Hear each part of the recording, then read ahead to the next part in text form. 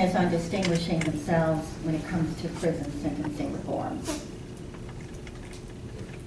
Well, Melinda, I think, again, big differences on this issue, and I think it's pretty clear to distinguish, starting with what I've said in the campaign.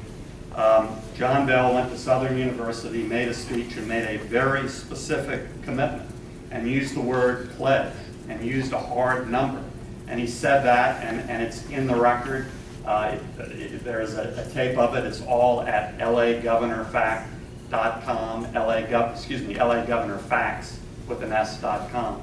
He said, quote, "My pledge to you," and again, pledge I think is a significant word, "My pledge to you as the next governor is we will be #2 in the nation in incarceration rates when I'm finished, because it's going to require us to take 5,500 inmates out of our prisons," close quote.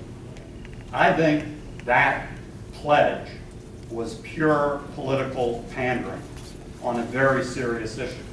And I think using that number and committing to that number is wildly irresponsible, having no idea what that means in terms of the seriousness of offenders, the violations. They're rap sheets, even if they're in for a drug offense. What else have they committed in their past? But take me out of it. Look to some of the experts like the Louisiana DA's Association. They have said that it is a complete myth to think that there is a significant percentage of our prison population that can be safely released in this way.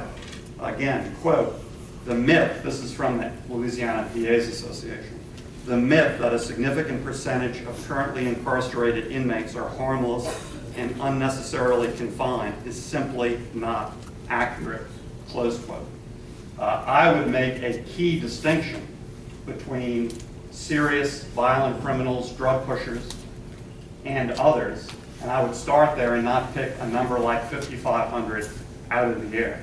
I would also lead in a forceful way where there's a true crime crisis, and that's the city of New Orleans. And I said in my plan, I would lead with a brand new state police troop there that would patrol key areas like the French Quarter in a highly visible way, because we are one horrible murder or shooting in the French Quarter away from an implosion of a big part of our economy. We need to lead and prevent that. I would do that with that state police troop. So there are two very clear examples about enormous differences of how we would approach criminal justice matters. Thank you for the question. First of all, I didn't go to Southern and pander because I didn't say anything at Southern that I haven't said all across the state of Louisiana in front of different groups. And the 5,500 isn't picked out of the air. I got it from the Secretary of the Department of Corrections. If we want to be #2 in the nation in terms of our incarceration rate, we have to reduce our inmate population by 5,500. We can do that without jeopardizing public safety, and I got that information from the Secretary of the Department of Corrections too. By implementing strategies that have already been effectively put in place in other southern conservative states like Texas, South Carolina, and Georgia, where you focus not on releasing anybody. I never said we were going to release anybody, but you focus on how you put people into the system, and you make more alternatives available under the control of the DAs, like pretrial diversion, under the control of the DAs and the judges, like specialty courts, drug courts, sobriety courts, mental illness courts, veterans courts. You invest more money in anti-recidivism efforts, and you take some of the savings that you achieve from a reduced incarceration rate, and you invest that in mental illness treatment, because we have too many people who are not criminals, but they are mentally ill. And keeping them in prison as if they're criminals is unchristian. It is not the right thing to do. And if we will do this, we can reduce our inmate population without jeopardizing public safety, because you always focus on low-level, nonviolent offenders.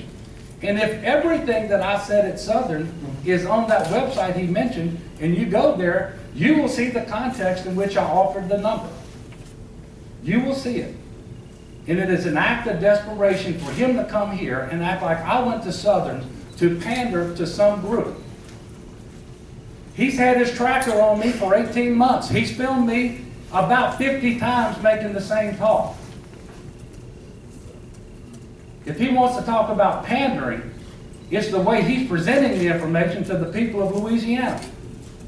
He is dishonest, he is lying, and he ought to do better. He ought to know better.